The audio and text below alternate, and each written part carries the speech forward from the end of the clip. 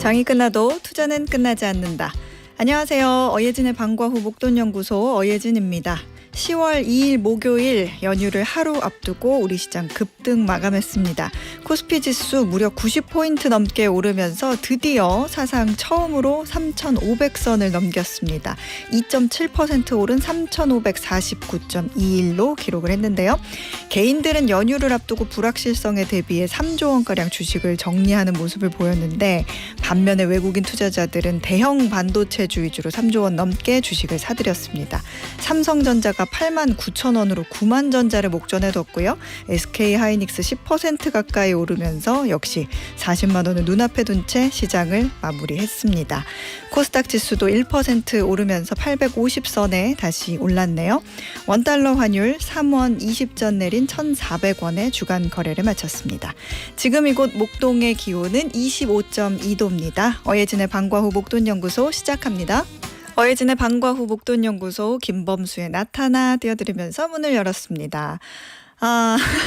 강인규님께서 드디어 3,500이 내 눈앞에 나타난 건가요? 센스 있는 문자였어요. 노래 제목과 똑같이.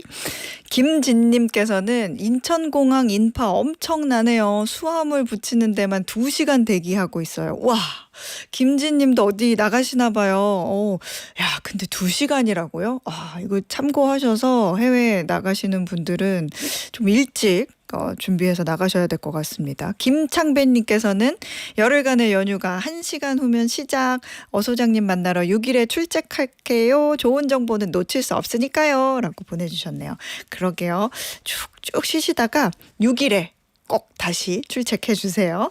월요일부터 금요일까지 오후 4시에 문 여는 SBS 라디오 어예진의 방과 후 목돈연구소고요. 무료로 SBS 라디오 들을 수 있는 어플 고릴라 그리고 유튜브 채널 시교라로 함께 하실 수 있습니다.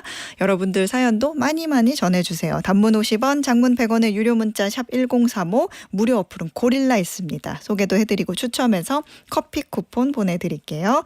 오늘 1교시는 키워드로 한 주간의 경제 소식을 훑어보는 시간 주간 키워드 2교시는 창업 스토리부터 성공 노하우까지 꼬리에 꼬리를 무는 브랜드 이야기 꼬꼬부와 함께합니다. 저 어예진이 직접 고른 꼭 알아야 할 뉴스 어뉴스 오늘도 배달 왔습니다.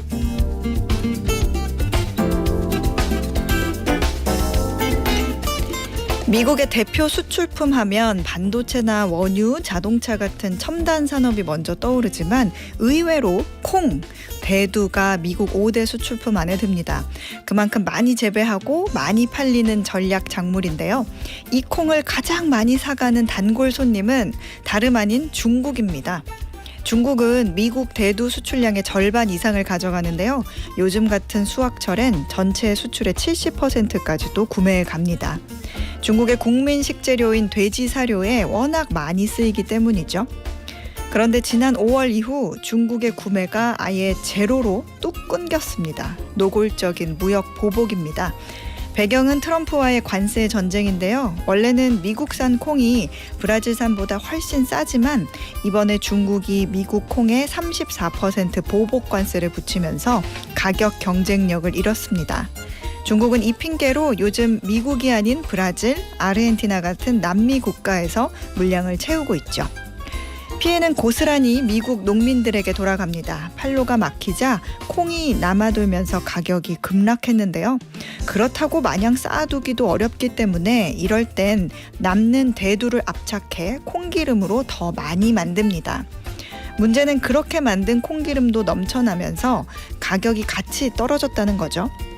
최근엔 콩기름보다 훨씬 가격이 저렴한 파뮤와의 가격 차가 거의 나지 않을 정도가 됐습니다. 이 문제를 두고 백악관은 꽤 예민하게 반응합니다.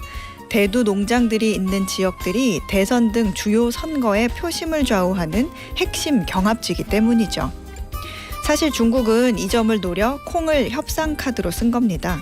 트럼프 대통령도 이런 상황을 의식해 곧 있을 시진핑 주석과의 회담에서 대두 수출 문제를 최우선 의제로 삼겠다고 못 박았습니다.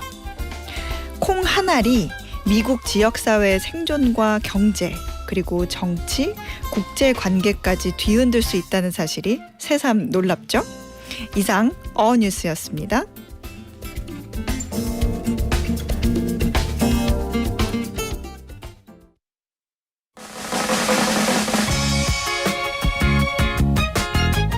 때까지 끝이 아닙니다. 장이 끝났다고 투자가 끝난 게 아닙니다. 성공적인 투자를 위한 뜨거운 보충학습. 저 어예진과 함께라면 어렵지 않습니다. 월요일부터 금요일까지 오후 4시 어예진의 방과 후 목돈연구소.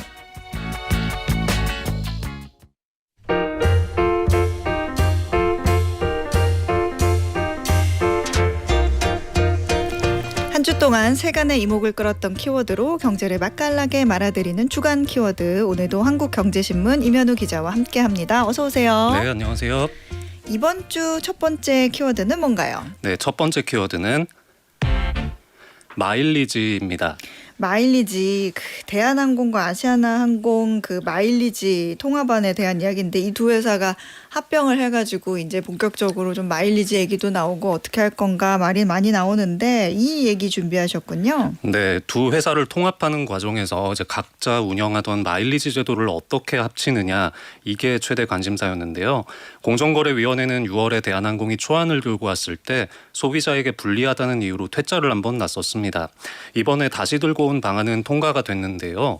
이 업계 전문가들 평가를 보면 소비자 입장에서 나쁘지 않다는 반응이 많았습니다. 좀 양쪽에 마일리지 쌓아오신 분들 어떻게 하면 될지 정리해 보겠습니다. 네. 이게 대한항공 마일리지 같은 경우에는 뭐 기존대로 쓰면 될 테고 아시아나 마일리지를 많이 갖고 계신 분들은 이거 합병 후에 어떻게 되는 거예요? 네, 두 법인의 합병은 이르면 내년 12월로 예정이 돼 있는데요. 합병 종료 후에 10년 동안 아시아나 마일리지를 남아있는 유효기간 하에서 지금처럼 그대로 쓸 수 있다는 게 이번 통합 방안의 핵심입니다. 합병 후에도 아시아나 마일리지는 10년간 별도로 관리가 되는데 소비자들에게는 두 가지 선택지가 있습니다. 하나는 대한항공 따로, 아시아나 따로 이렇게 마일리지를 유지하면서 각각 활용하시는 거고요. 다른 하나는 소비자가 원할 때는 언제든지 아시아나를 대한항공으로 합쳐서 쓸 수도 있습니다. 이 대신 야금야금 조금씩 바꿔 쓰는 건 안 되고요. 한 번 전환할 때는 전부 다 하셔야 됩니다. 그렇군요. 그러면 기존의 아시아나 마일리지를 보유한 고객들이 이제 한 번에 대한항공 마일리지로 바꾸지 않고 사용을 한다. 그러면은 뭔가 장점이 있어요? 네, 사용할 수 있는 노선이 늘어난다는 점을 생각해 볼 만합니다. 기존의 아시아나항공의 69개 노선에 더해서 대한항공만 운항을 하고 있는 단독 노선을 추가로 이용할 수 있는데요. 워싱턴이나 라스베가스, 리스본, 암스테르담 등등 59개가 있습니다. 이러면 마일리지의 사용처가 총 128개 노선으로 늘어납니다. 보너스 항공권을 사거나 자석 승급할 때 마일리지 공제 기준 역시 현재 아시아나 규정이 그대로 적용이 되고요. 활용도가 커지는 그런 측면이 있습니다. 그렇군요. 그러면은 이번에는 가지고 있는 아시아나 항공 마일리지를 대한항공 마일리지로 합칠 때 그때 얘기를 해보죠. 아무래도 다른 회사였으니까 적립 기준도 뭐 어디에는 1,000원당 1마일, 뭐 어떤 곳은 1,500원당 1마일 이렇게 달랐을 테고 그러니까 단순한 숫자만으로 더하기는 좀 어려울 수도 있는데 이번에 합병을 하면서 이 비율은 어떻게 적용하기로 했어요? 네, 일단 마일리지를 우리가 쌓는 방법이 크게 두 가지가 있죠. 네. 비행기를 타서 쌓는 탑승 마일리지가 있고 신용카드 사용 등을 통해서 적립하는 제휴 마일리지가 있습니다. 이 탑승 마일리지는 1대1로 그대로 전환이 되고요. 카드를 써서 모은 제휴 마일리지는 82%를 인정해 줍니다. 공정이 눈치를 좀 보느라고 실제 시장 가치보다는 후하게 쳐준 걸로 볼 수가 있습니다. 예를 들어서 아시아나에서 탑승 마일로 10,000마일을 쌓고 제휴 마일로 10,000마일을 쌓고 이렇게 20,000 마일이신 분을 가정을 해보면은요. 대한항공으로 전환할 때 탑승 마일은 그대로 또 제휴 마일은 8,200마일만 인정이 돼서 총 18,200이 됩니다. 이 마일리지 전환은 통합 후에 언제든지 원하실 때 홈페이지에서 하실 수가 있습니다. 사실 뭐 대한항공 이용자 입장에서는 항공사를 선택했던 기준이 될 수도 있었던 요인인데 이렇게 똑같이 해준다니까 살짝 불만을 할 수도 있을 것 같지만 어쨌든 이런 얘기를 다 들어도 이제 그러면 바꿔 말어 하고 고민이 될 수가 있는데 네. 전환하는 게 더 유리한 경우는 뭐가 있어요? 네, 일단 마일리지가 그렇게 많지가 않아서 두 회사에 있는 걸 합쳐야만 보너스 항공권 구매가 가능하다면 아무래도 좀 전환을 생각해 보셔야 될 것 같고요. 그리고 보통 보너스 항공권은 일반적으로 뭐 단거리 아시아 같은 데보다는 유럽이나 미주 같은 장거리로 쓸수록 유리하다고 이야기를 많이 하잖아요. 이 장거리 노선을 가고 싶은데 한쪽 항공사 마일리지만으로는 조금 부족하다.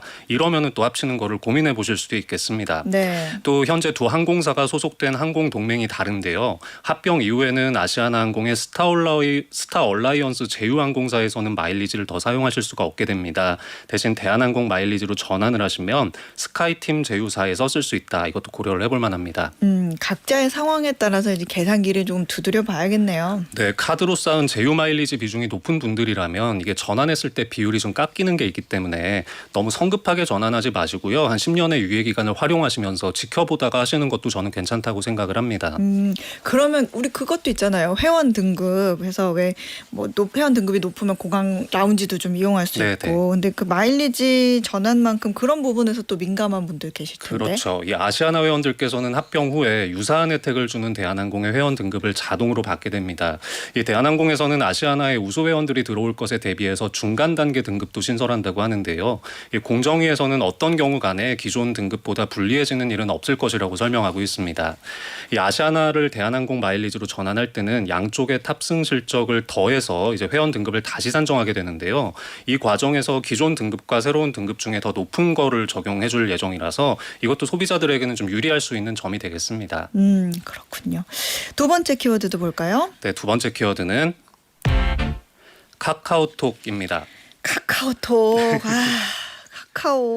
카카오톡 개편을 했죠. 거의 뭐 싹 다 갈아엎었다 이렇게 할 정도로 대대적인 변화가 좀 있었는데 생각 이상으로 반응이 안 좋아요. 이게 결국 일부 서비스를 좀 다시 되돌리기로 했다고요? 네, 맞습니다. 카카오가 지난달 23일에 15년 만에 대대적인 카카오톡 개편 단행했는데요. 이 가장 문제가 된 게 첫 번째 탭인 친구 탭을 전화번호부 목록 형태에서 피드 형태로 바꾼 거였습니다. 네. 뭐 쉽게 말하면 인스타그램처럼 이제 남들이 올린 사진, 게시물 쭉쭉 넘기면서 볼 수 있게 한 건데 좀 이게 메신저로서 본질을 잃은 게 아니냐, 좀 이런 논란이 많습니다.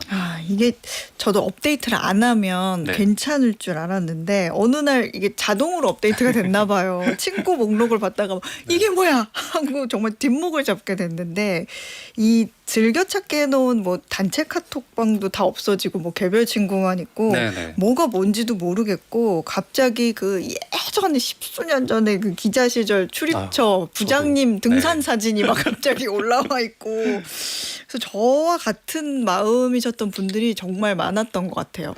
네, 카카오가 그래서 지난 월요일에 친구 탭 첫 화면을 기존의 친구 목록 형태로 되살리겠다고 발표했습니다. 이 새로 제공하기 시작한 인스타그램식의 게시물 피드는 별도의 소식이라는 메뉴를 통해서 볼 수 있도록 변경하기로 했습니다. 그러니까 업데이트 이후에 엿새 만에 100기를 든 건데요. 야심차게 준비한 개편을 이렇게 금방 원상복구를 하는 게 IT 업계에서는 좀 이례적인 일이기도 하고요. 좀 참사 아니냐 뭐 이런 평가도 나옵니다. 그게 이 여러 가지 탭이 있는데 그 아래에 세 번째인가 지금이라는 탭이 있는데 네네. 거기에 쇼폼 영상이 올라오더라고요. 그거에 대한 비판도 많던데. 네, 맞습니다. 이건 이제 미성년자 자녀를 둔 부모님들께서 좀 부글부글 끓는 분들 많으시더라고요. 네. 이 아이한테 틱톡이나 유튜브 못 보게 하고 있는데 카톡에서 그냥 무방비로 쇼폼이 나오니까 이제 통제가 안 된다는 건데요. 카카오에서 뒤늦게 미성년자 보호 조치 신청 메뉴라는 거를 만들었습니다. 여기를 이용하시면 제어하실 수가 있습니다. 그렇군요. 김정기님도 카카오톡 싹 다 갈아엎어서 폐허가 돼버렸어요. 김미숙님 개편전이 훨씬 더 나아요. 이렇게 하셨는데 카카오의 어떻게 보면 급발진이라고 해야 되나 이런 상황에 다른 앱들이 오히려 반사이익을 봤다고 하죠. 네, 맞습니다. 시장조사업체 자료를 보면 라인 앱의 신규 설치가 카카오톡 업데이트 이후에 3배로 증가했다고 하고요. 네이트온 앱의 설치는 18배로 급증을 했다고 하네요. 이게 물론 이 카카오가 어떤 변화를 좀 꾀해서 미래에 어떤 포지션으로 좀 수익성을 만들어 보고자 하는 건 이해를 하겠어요. 이해를 하겠는데 물론 이제 개인적인 생각이긴 하지만 사람들이 좀 많이 이용하는 앱이라는 거는 그 저마다의 고유의 기능이 그쵸. 사람들의 편의에 아주 잘 맞아떨어진다는 거잖아요. 근데 카카오톡의 가장 큰 매력은 가장 단순한 방식으로 내가 필요할 때 원하는 사람에게 굉장히 문자나 뭐 이메일의 한계를 극복할 수 있는 좋은 방식으로 대화할 수 있다. 근데 여기서 포인트는 원하는 사람. 그렇죠. 그리고 가장 단순한 방식. 그리고 대화 이 세 가지란 말이죠. 그래서 국민 메신저가 될 수 있었던 네네. 건데 이번 개편은 이제 대화가 아니라 무작위 소통이었고 원치 않은 광고도 강제됐다는 거고 그러니까 선택권이 상실된 거죠. 그래서 좀 카카오톡만의 특징이 사라지고 어설픈 SNS 카피처럼 돼버렸다 그런 느낌이 좀 있는 것 같아요. 그러니까 본질을 잃으니까 이용자들을 이렇게 강제하게 되면 외면받을 수밖에 없죠. 네, 뭐 그런 지적을 많은 분들이 다 공감하실 거라고 생각을 합니다. 이 카카오 입장에서는 그 중간중간에 이제 광고도 많이 넣고 해서 매출을 좀 극대화를 하고 체류 시간을 길게 만들어서 이제 이탈을 막기 위한 이런 승부수였다고 볼 수는 있는데요. 수익성만 노리고 너무 본질과 무관한 서비스를 좀 많이 넣은 거 아니냐 이런 비판이 있습니다. 이번 결정으로 카카오톡은 당초에 기대했던 만큼의 광고 매출을 올리기는 좀 어려울 수 있다는 예상도 나옵니다. 아무래도 이제 기존 방식의 카톡으로 돌아가시는 분들이 많을수록 광고 단가는 떨어질 수밖에 없기 때문인데요. 이 기업 내부에서도 후폭풍이 상당한 것 같습니다. 이번 개편의 뒷이야기를 보면 네. 토스에서 영입된 인사가 CPO로 합류하고 나서 이제 밀어붙였다는 건데 개편 방향이 제대로 공유도 되지 않았고 이런 우려가 내부에서 나왔을 때도 무시했다는 얘기들이 나오고 있습니다. 그래서 좀 조직 문화 차원에서도 좀 흠집이 갔고 좀 정리가 필요하지 않을까 하는 생각이 듭니다. 그런데 카카오톡이 이것 말고도 또 추가 개편을 앞두고 있다고요? 네, 이번 달에는 오픈 AI의 생성형 AI 챗 GPT를 카카오톡에서 함께 사용할 수 있도록 접목한 신기능을 선보일 예정인데요. 두 회사가 전략적인 제휴를 맞아 썼죠. 근데 이제 곧 선보일 이 새로운 기능도 이제 얼마나 이제 호응을 얻느냐에 따라서 좀 카톡의 미래가 달라질 수 있다는 얘기도 있습니다. 그렇군요. 이번 주 마지막 키워드 볼까요? 네, 세 번째 키워드는 배임죄 준비했습니다. 배임죄, 형법상 배임죄가 72년 만에 폐지 수순을 밟게 됐다고 하죠? 네, 정부와 여당이 지난 화요일에 당정협의회를 열어서 경제형벌 합리화 방안 발표했습니다. 과도한 경제형벌이 기업의 정상적인 경영 판단을 위축시킨다는 지적들을 반영해서 대대적인 법 개정을 추진하기로 했습니다. 가장 주목받은 부분은 형법상의 배임죄를 폐지하고 신속하게 대체 입법을 하겠다고 약속한 대목인데요. 이 배임죄는 우리나라 형법이 제정된 1953년부터 시행됐던 대표적인 경제형벌입니다. 이게 배임죄라는 게 쉽게 말하면 뭐 남의 돈이나 재산을 대신 관리해주는 위치 또는 그런 권한이 있는 사람이 그 돈이나 권리를 마치 내 돈처럼 내 것처럼 썼을 때 그걸 처벌하는 조항인데 뭐 예를 들면 뭐 4학년 5반 친구들이 학급비를 모아가지고 반장에게 맡겼는데 반장이 그 돈의 일부를 뭐 자기 용돈으로 쓰거나 아니면 옆반 친구 빵 사주는 데 썼다거나 뭐 이런 거잖아요. 근데 또 이게 때로는 그 회사가 기술을 개발하기 위해서 뭐 스타트업이나 다른 벤처 회사에 과감하게 투자를 했다가 실패했을 때도 이제 주주가 배임으로 이거를 고소해서 처벌되기도 하니까 배임죄를 폐지 완화해달라 이런 목소리가 재계에서 좀 꾸준히 나왔죠. 네, 맞습니다. 이재명 대통령도 대선 후보 시절부터 이 기업 경영 환경을 위축시키는 문제를 지적하면서 배임죄 완화 언급을 해왔었는데요. 아예 폐지 쪽으로 이제 가닥이 잡히게 됐습니다. 이 배임죄를 우리나라에서 만들 때 독일과 일본의 형법을 참고해서 포함시켰던 건데요. 이 악덕 기업주, 악덕 경영진, 이제 기업을 좀 사유물처럼 여기는 이런 행위 좀 막기 위해서 이제 도입을 했던 겁니다. 다만 다른 나라들 보면 독일은 이제 배임죄가 경영상 판단을 존중한다는 원칙이 명문화가 돼 있고요. 일본에서는 손해를 가할 목적이 있었다는 고의성을 입증해야 처벌할 수 있습니다. 하지만 우리나라에서는 구성 요건이나 적용 범위가 조금 애매한 부분이 있고 해서 기업에서 그런 문제 제기를 많이 해왔는데요. 특히나 이제 검찰 같은 수사기관에서 기업인들을 수사하다가 좀 잘 안 될 때 뭐 배임죄로 거는 이런 관행이 있었던 것도 사실입니다. 이번에 민주당도 이런 점들을 지적을 하면서 배임죄 폐지 발표한 바 있습니다. 다른 한편에서는 또 기업 범죄 면죄부를 줄 수 있다, 뭐 처벌 공백을 만들 수 있다 이런 우려도 나오죠. 네, 그렇죠. 이제 배임죄를 과도하게 적용했던 게 문제지 배임행위 자체가 문제가 없다, 뭐 이런 뜻은 아닐 텐데요. 지금 법조계나 시민단체에서도 정상적인 경영을 넘어서는 불법행위에 대해서는 처벌을 유지해야 된다는 지적 함께 많이 나오고 있습니다. 이 정부 여당에서는 형법상 배임죄를 폐지하더라도 대체 입법으로 공백이 없도록 하겠다고 밝혔는데, 다만 어떤 부분을 좀 어떻게 입법하겠는가, 이 디테일한 것들은 나오지를 않아서 실제 완료되기까지는 좀 시일이 걸릴 수 있을 것 같습니다. 이런 상황에서 재개는 또 어쨌든 환영하는 분위기겠어요. 네, 재계 단체들이 다 일제히 환영 입장 내놨는데요. 다만 배임죄가 이번에 폐지하기로 결정한 형법 말고도 상법에도 규정이 돼 있습니다. 근데 이번 방안에서는 상법상의 배임죄를 폐지하는 내용은 빠졌고 대체 입법이 어떻게 될지가 좀 불확실한 면이 있어서 이 부분을 조금 우려하는 분위기도 있는 건 같습니다. 네. 지금까지 이번 주 주간 키워드 함께 요약을 해봤습니다. 지금까지 한국경제신문 임현우 기자였습니다. 고맙습니다. 네, 감사합니다. 네, 저희는 샤크라의 헤이유 듣고 1교시 마무리할게요. 매주 월요일부터 금요일 오후 4시부터 5시까지 경제에 관한 모든 것을 충전하는 시간 SBS 라디오 어예진의 방과후 목돈연구소와 함께하고 계십니다. 정수진님께서 소장님 오늘 저희 빵집 12주년 되는 날이에요. 와! 축하드립니다. 그리고 5일은 18번째 결혼 기념일이에요. 와, 이것도 너무 축하드립니다. 신랑은 주방, 전 매장에서 고릴라로 따로 듣지만 어방목 시간만은 같이 들어요. 세상 일심동체. 자, 너무너무 축하드리고요. 와, 이 10월 초에 좋은 날이 다 몰려 있으시네요. 정수진님. 즐거운 연휴가 되시지 않을까 그런 생각이 듭니다. 그리고 5140님께서 소장님 택배기사인데요. 명절 전이라 물량도 많고 밥도 못 먹고 잠도 부족하지만 고객님들한테 산타처럼 선물 배송한다 생각하면서 일하니까 몸은 힘들지만 기분은 좋네요. 오늘도 화이팅 해봅니다. 유익한 정보 항상 감사합니다. 보내주셨는데 저희 방송 택배 기사님들이 굉장히 많이 들으시잖아요. 그래서 저도 동네 기사님들 뵈면 저분도 혹시 우리 청취자신가 하면서 괜히 정감 가고 그래요. 근데 또 요즘 같은 때는 감사와 기쁨을 배달하는 일이 많으니까 몸은 좀 힘들지만 5140님 2배의 행복을 배달해 주신다는 마음으로 힘내주세요. 너무너무 감사합니다. 제가 명절 연휴 잘 부탁드린다는 마음으로 커피 쿠폰 보내드릴게요. 정정임님 남편이 명절 선물 참치 세트 들고 오다가 지하철에 놓고 내렸다네요. 물건 잃어버리는 거 한두 번이 아니네요. 정정임님 어떡하지? 이거 잘 안 고쳐질 텐데. 혹시 지하철 타고 계시는 분들 중에 참치 세트 발견하신 분들은 그 분실물 센터에 좀 맡겨주시면 감사하겠습니다. 정정임님 남편분 거일 것 같아요. 네. 자, 오늘의 퀴즈 풀고 2교시로 넘어가 보겠습니다.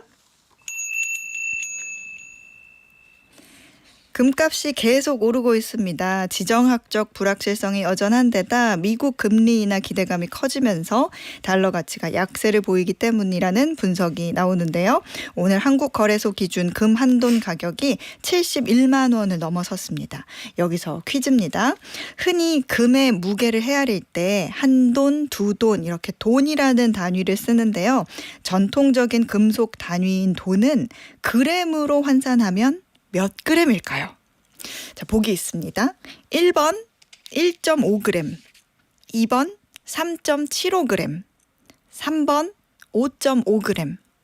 조금 헷갈리실 수도 있는데 힌트를 드리자면 너무 적지도 않고요. 너무 많지도 않아요. 딱 중간이랄까? 적당한.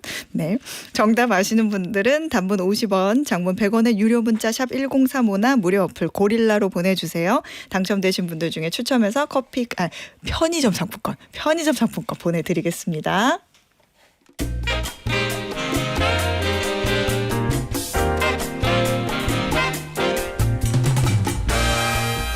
브랜드에 관한 모든 이야기 전하는 꼬리에 꼬리를 무는 브랜드 꼬꼬브 매일경제 추동훈 기자가 소개해드려요. 어서 오세요. 안녕하십니까. 매일경제 신문사에 다니고 있는 추동훈 기자입니다.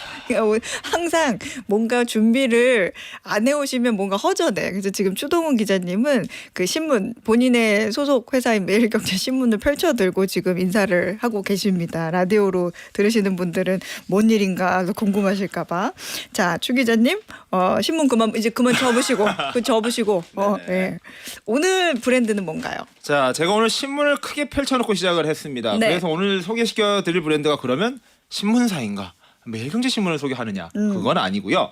제가 종이를 하나 오려왔습니다. 신문 네. 옆에 잘 뭐 안 보이셨죠? 아. 제가 이 신문을 구해보려 했는데 못 구했던 신문이 있었는데요. 아이고. 바로 미국을 대표하는 경제신문 하면 떠올리는 그 신문 월스트리트 저널 줄여서 WSJ라고 불리는 이 언론사의 신문입니다.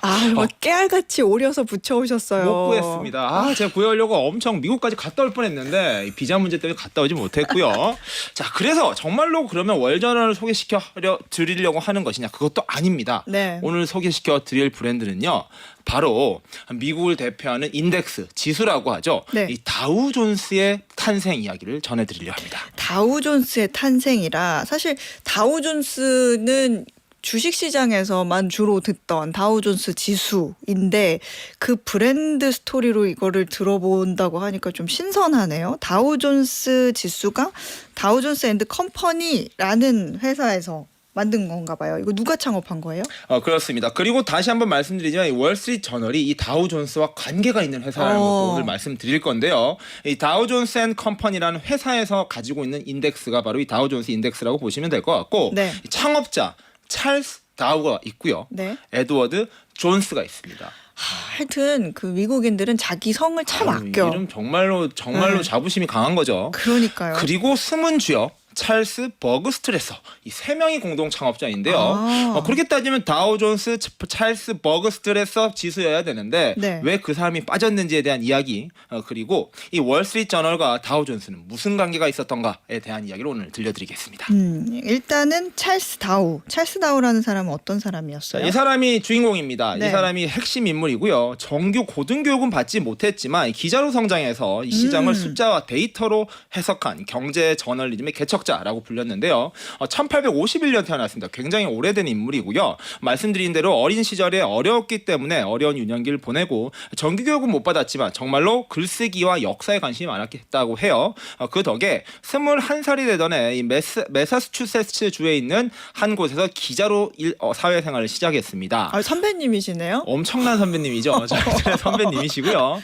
그는 로드아일랜드주를 거쳐서요. 이 프로비던스 스타라는 곳에서 일을 하다가 네. 좀 더 유명한 이 프로비던스 저널이라는 곳에 스카우트가 됐습니다. 미국은 지금도 마찬가지인데 네. 작은 언론사에 시작해서 큰 데로 이직하는 거 이게 기본적인 문화라고 합니다. 그래서 그는 이 지역에서 굉장히 유명한 기자가 됐다라고 해요. 산업 분야에서는 경제 산업 분야에서 워낙 잘 기사를 썼다라는 것으로 유명했습니다. 그렇군요. 그러면 에드워드 존스도 뭐 동료 기자였어요? 자, 다우 존스, 이제 존스가 나옵니다. 네. 에드워드 존스는요, 5살 어린 1856년생이고요. 그와 다르게 앞전 말씀드렸던 찰스 다우와 다르게 공부를 굉장히 잘했습니다. 네.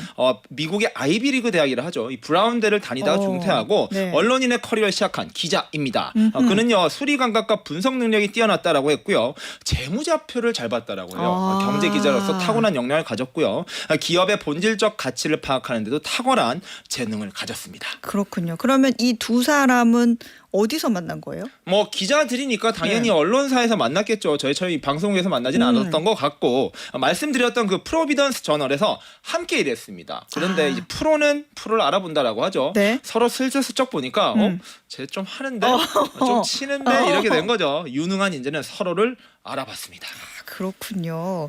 근데 이 둘이 만나서 이 다우존스 지수를 만들 때까지 어떤 그 과정에서 뭔가 경제 역사랄까 이런 걸 바꿀 기회가 있었다고 하던데. 그렇습니다. 이 다우존스의 탄생 사실 미국 월가의 탄생과 궤를 같이 하는데요. 네. 때는 1879년이었습니다. 이 콜로라도에 당시에 은광이 굉장히 붐이 일었다라고 합니다. 금광과 더불어서 은광도 한때 핫했다라고 하는데 리드빌 지역의 취재를 갈 일이 있었다라고 하고요. 네. 찰스 다우에게 그 기회가 왔습니다.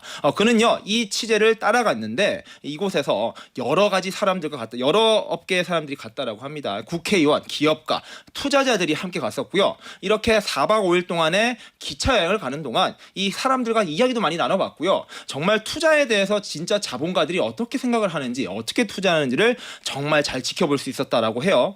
그러면서 정말 불을 거머쥔 사람들은 이 지역에 있는 게 아니라 뉴욕 월가로 가는구나라는 정보도 여기에서 접했다라는 것입니다. 아, 그렇군요. 그런데 그 아까 말씀하신 창업 멤버가 3명이었잖아요. 찰스 버그스트레서도 있었는데 이 사람이 또 숨은 주역이었다 이런 얘기 하셨는데 이 사람은 어떤 인물이었어요? 자, 요 이야기를 말씀드리기 위해선 뉴욕으로 가야 됩니다. 뉴욕 가기 전에 마무리를 해야 되는데요. 리드빌 출장을 갔다 왔는데 찰스 다우가 너무 많은 영감을 받은 거예요. 네. 아, 돈 버는 것 이렇게 하는 거구나. 그리고 그때는요 통신이 이만큼 발달하지 않다 보니까 이 갔다 하는 것만 해도 굉장히 정보를 크게 가지고 있었던 것이고 아하. 그가 머리를 써가지고 정보지를 만듭니다. 뭐 요즘을 말하면은 지라시라고도 할 수도 있고요. 정보지 형태의 텍스트를 만들었는데 네. 여기에다가 백만장자가 되는 법 이런 제목도 넣었고요. 리드빌에 가면 이런 거를 돈 벌 수 있다. 이런 식으로 자극적인 제목을 달아서 정보지를 만들었는데 이게 바로 리드빌 레터스라는 겁니다. 아하. 이게 만들었고 이걸 뿌렸는데 와 많은 사람들이 열광하는 거예요. 와 리드빌에 이렇게 돈 벌 기회가 있었구나. 어허. 백만장자가 되려면 이렇게 하는구나. 백만장자들은 뉴욕으로 가는구나를 다 담겨 있었다라는 것이고요. 자 여기에서 영감을 받았습니다. 그리고 그는요. 가야겠다. 뉴욕을 가야겠다라는 판단을 섰고요. 혼자 안 갔습니다. 바로 에드워드 존스 같은 동료 기자이자 실력이 있었던 친구를 같이 가자고 꼬드겨서요.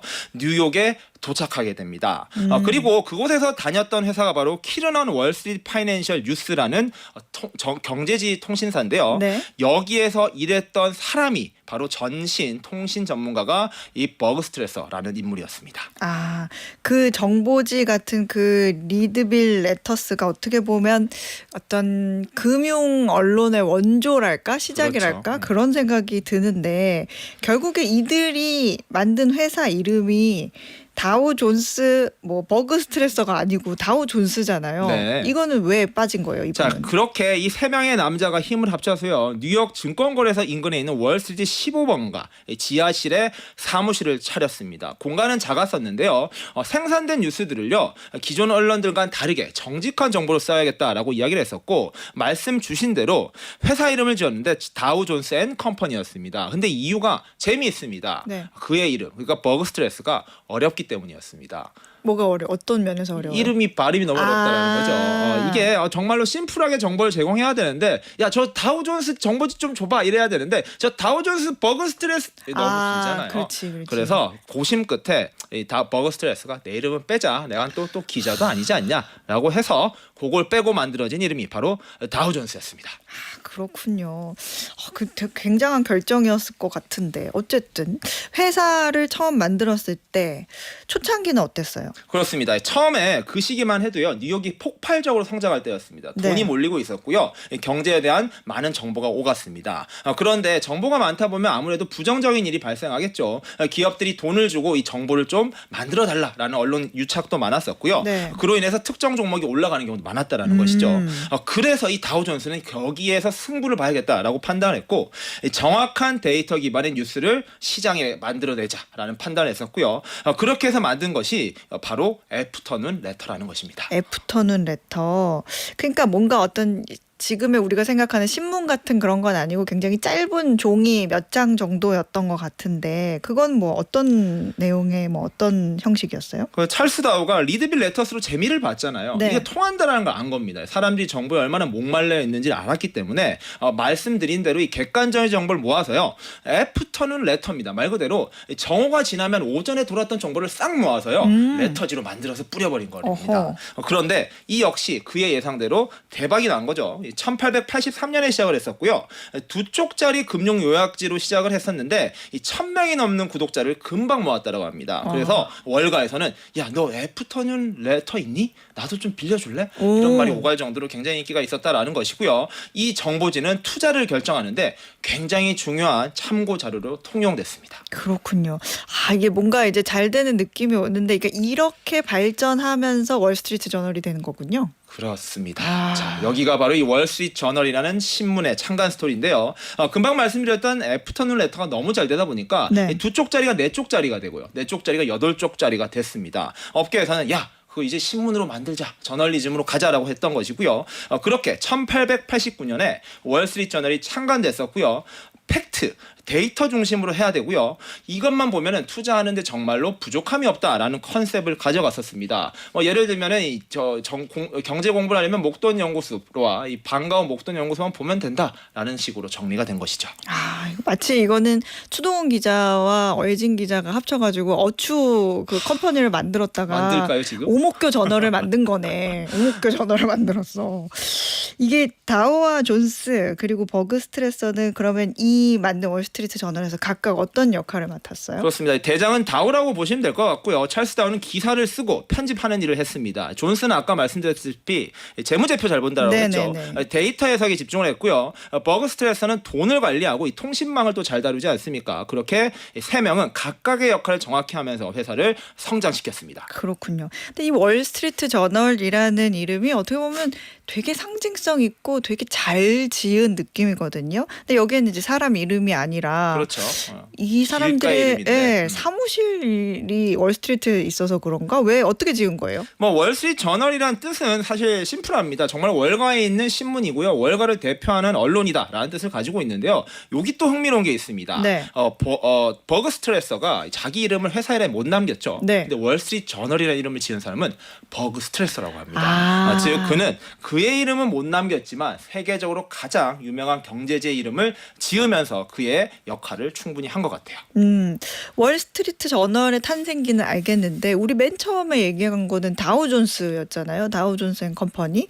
여기서 다우존스 지수가 나온 건데 이건 언제 탄생한 거예요? 자, 아까 월저널이 만들어진 게 1889년이었고요. 다우존스는 1896년 5월 26일에 탄생합니다. 약 7년간의 시차가 있는데요. 자, 먼저 월저널을 안착시키는 데 집중을 했었습니다. 그랬는데 그 사이에 이 아이디어맨 찰스 다우가 또 아이디어를 냈는데요. 네. 야, 우리 신문만 만들지 말고 이 주식 전체 흐름을 숫자로 딱 보여줄 수 있는 지표를 만들면 어떤가? 이 아이디어를 찰스 다우가 그 시절에 했다라는 겁니다. 사실 지금도요. 니케이 지수라는 게 있지 않습니까? 네. 니케이 지수가 이 니케이라는 언론사가 만든 지수입니다. 그 원조가 바로 이 다우 존스가 월저널에서 만든 지수라고 보시면 될 것 같고요. 이 당시에요. 12개의 기업을 대표 기업으로 해서요. 이 12개 기업의 주가를 평균 내자라고 했던 것이고요. 이때 이름은요. 재밌는 게 많습니다. 뭐 아메리칸 코튼 오일 컴퍼니, 그러니까 뭐 섬화 이런 거 있고요. 그리고 뭐 가스 컴퍼니 이런 것도 있습니다. 지금까지도 이름이 있는 회사는 딱 하나 있는데요. GE 제너럴 일렉트릭스가 이때 있었습니다. 와, 오래 버티고 있는 그런 회사네요. 그러니까 시장 전체 흐름을 좀 한눈에 볼 수 있는 지표를 만들어 보자 해서 만든 게 다우 지수인데 이 다우 지수가 지금까지 오랜 세월 이어오면서 특별할 수 있었던 이유가 뭘까요? 정말로 말 그대로요. 지금 다우 존스를 아시는 분들은요. 30개 기업으로 이루어진 거 알고 계실 겁니다. 네. 정말로 그 수많은 기업 중에요. 대표 기업 30개만 뽑아야 됩니다. 네. 그러니까 여기에 들어간다 자체가 상징성이 무척 큰 것이죠. 이 산업을 대표하는 기업이라는 것이고요. 그렇다 보니까 이 명예의 전당이라 불리는 다우존스 어찌 보면 가치가 상대적으로 적을 수는 있습니다. 왜냐하면 나스닥 상징성이 있잖아요. 네. S&P 500 큰데 다우는 정말 상징성 하나만으로도 충분히 크다라는 것이고요. 그래서 다우존스에 들어가기 위해서 액면 분할을 하는 기업들도 있습니다. 그게 바로 재미있는 이유가 있다라는 것인데 애플 같은 경우에도 몸값을 7대1로 액면 분할하면서 다우존스에 입성하기도 했습니다. 그렇군요. 다우 지수가 정말 100년 넘게 오랜 시간 지속해 오면서 역사적인 사건들이 많이 있었는데 그중에서 가장 충격적인 사건 뭐가 있을까요? 뭐 아무래도 이 1987년에 블랙 먼데이를 빼놓을 수 없을 것 같은데요. 하루 사이에 22.6%의 주가 폭락이 있었습니다. 이것은 지금까지도 세계 최고의 하락률로 기록이 되어 있고요. 인상적인 상승 순간도 있었는데요. 14거래일 연속 상승이 다우존스의 최고 기록인데요. 이게 무려 100년도 더 전입니다. 1897년에 쓰여진 기록이고요. 1915년에는 1년 동안 연간으로 81%나 다우존스의 지수가 올랐다 등 여러 가지 숫자들의 기록들이 있습니다. 그렇군요. 다우존스 첫 시작이 아마 40인가 이렇게 기억을 하는데 지금은 거의 뭐 46,000이 이렇게 갔죠. 다우지수도 한계가 있었겠죠? 한계가 있습니다. 이게 좀 심플해서 그런데요. 다른 지수 같은 경우에는 기업의 가치를 시가총액이라든지 여러 밸류에이션을 평가를 합니다. 네. 그런데요. 다우존스는 그냥 무식하게 합니다. 30개 기업의 주가를 다 더해서 나누기 30을 하는 식이거든요. 그러니까 여기 들어가려면 주가가 엇비슷해야 된다라는 한계가 있다라는 거예요. 그러니까 기업 가치가 워낙 좋더라도 주가가 너무 높아버리면 절대 못 들어간다라는 것인데요. 그런 식의 이유. 그렇기 때문에 워런 버핏의 뭐 그런 거 있잖아요. 버커셔 같은 경우에는 주가가 액면 분할을 한 번도 안 하지 않았습니까? 네. 거기는 다우존스에 절대 들어갈 수 없습니다. 앞서 말씀드린 액면 분할을 하는 이유도요. 이 상징성 있는 지수에 들어는 가고 싶은데 내 몸값이 너무 높으면 못 들어가기 때문에 아예 주가의 가격을 낮춰버리는 행동을 하는 것. 그게 바로 액면 분할 사유이기도 할 정도이죠. 아, 그렇군요. 이제 이 다우지수를 만든 멤버 3명, 창원 멤버 계속 같이 가나요? 생각보다 빨리 이게 파국을 맞이하는데요. 찰스 다우가 그걸 또 먼저 떠납니다. 1902년이었는데요. 정확한 정보가 중요했던 그는요. 저널이 커지니까 당연하게 광고도 붙고요. 수익이 신경 쓰여지지 않습니까? 네. 그게 필요한 거였습니다. 그래서 그는요. 1902년에 전체 지분을 매각을 했었는데 그걸 받은 사람이 바로 철도왕 클라렌스 베런이라는 사람인데요. 혹시 미국 경제지 중에 베런스라는 언론사 네네. 있습니다. 아십니까? 알죠. 그게 바로 이 베런입니다. 네, 하죠. 또 그렇게. 네, 이 베런에게 넘겼고요. 이 베런스는 지금도 이 월스트리트 저널을 경영하면서요. 경영은 아니죠. 같이 운영을 하면서 이 자매지로 베런스와 월저널이 함께 있는 이유 찰스 다우가 바로 이 클라렌스 베런에게 회사를 넘겼기 때문입니다. 그렇군요. 야, 이 다우존스 앤 컴퍼니 이야기를 쭉 들어보니까 그냥 숫자로만 보고 그런가 보다 하다가 이 스토리를 들으니까 재밌죠? 진짜 재밌네요. 야, 이 오늘날의 다우지수가 가진 의미를 그럼 우리 청취자들은 어떻게 이해를 하고 있으면 좋을까요? 그렇습니다. 다우존스가 있고요. S&P 500이 있고 나스닥이 있습니다. 나중에 제가 S&P 500과 나스닥의 이야기도 전해드리도록 할 텐데요. 네. 다우존스는 이 세계 지수 중에서도 가장 오래된 지수입니다. 이 말인즉슨 미국 자본주의 역사에서 가장 신뢰할 수 있는 정보의 힘을 상징하는 것, 바로 다우존스라고 보면 될 것 같고요. 다우존스에 담겼다라는 것은 당시 현대의 기업을, 산업을 대표한다는 대표성까지 따져봤을 땐 여기에 들어가는 게 얼마나 영광의 일인지 기업들에게는 하나의 목표이기도 한 숫자라는 것, 그리고 지수라는 것을 알면 좋을 것 같습니다. 그렇군요. 지금까지 매일경제신문 추동훈 기자였습니다. 고맙습니다. 네, 감사합니다. 네, 퀴즈 정답 확인해 봅니다. 오늘의 퀴즈에서는 금이나 은의 무게를 헤아릴 때 한 돈, 두 돈 이렇게 돈이라는 단위를 쓰는데 돈을 그램으로 환산하면 몇 그램인지 여쭤봤죠. 정답은 2번 3.75g이었습니다. 정답 보내주신 분들 중에 오늘 편의점 상품권 받으실 3분은요. 즐거운 추석 보내라고 해주신 2149님 그리고 좋은 정보 잘 듣고 있습니다. 많은 도움이 됩니다. 모든 분들 풍성하고 행복한 추석 보내세요. 항상 애청 중인 화물차 기사님이 보내주셨는데요. 4231님이셨습니다. 그리고 마지막으로 딸내미가 들어보라고 해서 처음 들어왔네요 하고 보내주신 곽귀수님까지 이렇게 3분께 편의점 상품권 보내드리겠습니다. 어예진의 방과 후 목돈연구소 오늘은요. 셀린디옹, 클라이브 그리핀의 When I Fall in Love 들려드리면서 함께 물러가겠습니다. 내일도 세상 돌아가는 소식 투자의 기본기 알고 싶다면 오후 4시 어예진의 방과 후 목돈연구소로 놀러오세요.